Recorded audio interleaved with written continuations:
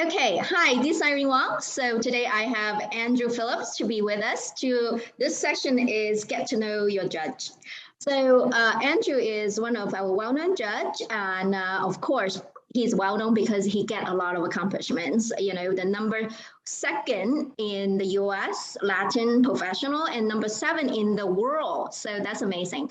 And of course he's owner of Dance studios and also competitive events like Miami Vibes and Commonwealth Classics as well. So definitely welcome and thank you to be here with us, Andrew. Thank you. So today we're going to get to know Judge, and let's start about how you start ballroom dancing, how old you start, what is your history to get to the ballroom dancing? I would say about starting my career. I was actually starting quite late for Russian standards, right? So you are Russian. I am Russian, yes. So when you started, are you in Russia or are you in US? Yes. Okay. I was in Russia. I started when I was already 13 years old, which is definitely late for any of their professional Russians, exactly. But what helped me a lot, I did a lot of gymnastics, sport gymnastics since I was 7. So I had 7 years of sport gymnastics. So which is a fun fact, because I also feel the gymnastic helped me to have a stronger upper body, because the upper body helps with your lats to be much more compressed, because we need a lot of lats for ballroom, for standard, and for Latin for the upper body to stay calm while we're dancing. So having an upper body very strong, which now I'm going to go back to do push-ups. Correct. So especially lats, I would say it's probably the most important thing. So even that bar that goes behind, that would be a little bit of doing that. That would be great even for the girls, because usually guys are the ones who are doing this, but something not very tight, but something small, because that helps this back muscles to be So they now I see straight up now. Correct. So that's one, and then also what gymnastic helps a lot about twist. So because you do a lot of rotations and all of that kind of has to be also very quickly executed. So there is a great synapses from your brain to your muscles develop in an early age. So I think simply because of this, it helped me to catch up very quickly in my dance life. But I certainly remember in my early career when I started dancing, I was like 14 at this point. So maybe just a year or something into dancing, and going to a competition with the because usually as a kids we start going as a group together, travel to the competitions, right? So I remember traveling with this girl who was another partnership, and she probably was 8 years old at this point, right? But she's been already dancing for, well, maybe not 8, maybe she was 10. So she probably was 10. She was probably started when she was 5. So she would be dancing for 5 years. So at this point, she'd been dancing for a long time. So we went to the competition. We're coming back from the competition. At the competition, I was in semifinal and she was in the final with her partner. So I remember sitting in the bus. We're traveling back by the bus. And I remember somehow the conversation went about the competition. And she goes, "And you were already 14 years old and you're still in the semifinal." You know how sometimes so cocky about that, the whole idea. I'm like, I'm such a star. And I remember it's made such an impact on me. I was like, oh my God, I'm so old. I'm so old and I'm not so good. Oh yeah, I have the feelings. I understand. Yeah, I'm so old and I'm not so good. So obviously that's and again, I think it states for my character. So in a sense, a lot of times when a person challenge me to something, I don't give up. I go and try to prove this, because the funny story that maybe 5 years later, when I was probably 18 and we were dancing and we were looking for partners, the girl actually came to me and she said, "Would you like to be my partner?" So at this point, she was looking for a partner too. So obviously, I had my childish revenge Oh my goodness, but this is such a great story that, you start late, but I think the attitude you show one thing, I think, is that never give up, right? So continue, and not because somebody else or some people give you the comment and you have that. So that's just good. I also mentioned that earlier we have a conversation. You also have a great story exactly about that as well. So that's one of the things that lead into, what is your best and worst, dancing experience in the whole ballroom journey? So how long? I'm not asking that question because we can count how old you are. So That's right. So, so yeah, the good and bad experience. So fun fact. Actually, I heard that you are engineering degree or something like me. I was in a technology. That's what rumor I heard. Is it true? You're talking about what kind of college that I did? I was a chemical engineering. Yes, I did study chemical engineering when I was still in Russia. I haven't finished it, of course, because I came to United States quite young. So I was 19, so I only had 1 year of college. So I hardly can consider myself a chemical engineer at this You point. can claim I'm a chemical engineer. Right, but my major was chemical engineering. Yes. That's interesting. But I think the fun fact, which I actually very proud of, because coming from from Russia to United States, I did not know anything about like capitalism and investing money and investing in stocks and all of that kind of stuff. So it was really fun for me to learn how to invest, and certainly took me on the journey because I was early to all of this. I can say right now, I can actually give probably a better advice to all the dancers about how to invest. And it's so funny that now very often when we judge, all the judges come to me and say, what's the next thing to invest? What's the next thing to invest? Can I ask you now? Now I know this fun fact. Can I come ask you now? So you are a good investor advisor.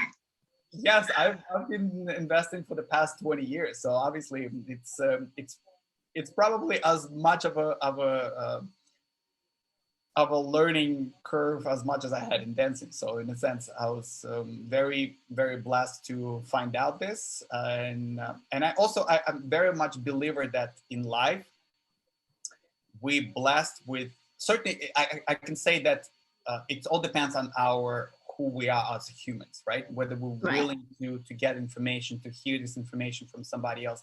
But also, I believe there is a time in our lives where we just in the right place, the right time. True. Better lucky than good. Yeah, and then it triggers so many events, and all of a sudden, if you're a person who's willing to listen, and you're in the right place, and then you get right information, boom, success always happens. So it has nothing. Well, it has to do obviously with the personality for sure. You have to be determined. You have to be persevering. All of those kind of goes hand in hand. But also there is so much who you meet and because it could have been at that point that I would have not met a person who actually taught me about this, right? And I'm sure this person had not even idea that she made such a change in my life, because she suggested, just find more information. So all of a sudden I went on and, but I would not even know if I would have not have that person suggesting something. So that's why I feel like in all our life, including dancing as well, I think finding those people and looking for this and being open to all of these possibilities, I think that's probably would be the biggest advice I would say to every dancer. You should be open to possibilities. So certainly take this possibility, take this information in, and try to find the best you can with yourself, because nobody else will help you with that. You need to know who you are. You need to know what you want, and then hear for the advices. That will be always success. Success story will come very easily. I'm so loving what you said, right? So I'm going to contact you soon and talking about my investments, and really is about be open-minded and open all the doors, willing to open to you and go try it. So love that so much. That's great. So what is your worst experience? Worst experience. I mean, again, like you're talking about the conversation that we had earlier about the any worst experience you want to share? We would love always hear more of the fun worst experience. People like that. I mean, I certainly consider to myself very happy, very lucky person. Things always work out, but maybe because I'm always open to all these possibilities. But obviously life cannot be normal unless we have some little stumbles on the story that I was sharing with you personally before. It was about me having first tryout when I already was in America, and I decided to go to Europe because there was this famous coach. We're not going to mention the name, and there was a famous girl who we're not going to mention the name. She was looking for a partner in dance. So obviously I came to Europe and I had tryout. The coach at this point is in a different room. He's coaching somebody else. We're in a different room trying to get the routine together, and everything works out so perfectly, so nice, and everything was working great. So finally the coach comes in, and he's one of those coaches who speak no words, just immediately sits down and just, okay, ready to see. So we put the music on, we dance, and finish. And you know how we always look at this and kind of like, okay, so what do you What's think? the wording? Like this puppy look at it like, oh. And the first thing comes out of his mouth, he goes, well, can you dance like a man? Oh my God. And at this point, everything just goes. So of course, the next try, you put the music on, of course, everything falls apart. Because at this point, your body is tense. Of course, your body is trying to do something. So you're not excited. You're so trying to do something, and the turns falls off, and I'm falling off my feet. I mean, the worst you can imagine. That's how. So we finish the second time. He gets up, walks away. That's all what I got. So then, of course, after that, we know for sure that tryout is over, that it's not going to go anywhere. I go back to United States. But literally, maybe 6 months after, I have a different partner in America, and we now become very successful, winning Blackpool Rising Star. Yes, we're winning United States Open to the World Rising Star. Like literally the success right away, stars going up. And then walking on the hallway in USBC and meeting this person face to face. And of course we would say, hello, yes. And then a friend who was next to me, she said, well, how come you didn't give him a chance then? And he goes, he didn't show me what he can do then. So my point to all of this, that no matter what people say, and then I certainly have no regrets what he said to me, because at that point, obviously, there is some truth to that I was not ready, that I wasn't showing something. But don't pay sometimes too much attention to what these famous people say. Sometimes it's such a, because I could have gone home and kind of say, forget it, I'm not good enough, and cry myself to sleep, and that would be it. I would be just not doing what I'm doing. And I would probably not have the whole story after that, right? The whole history after that.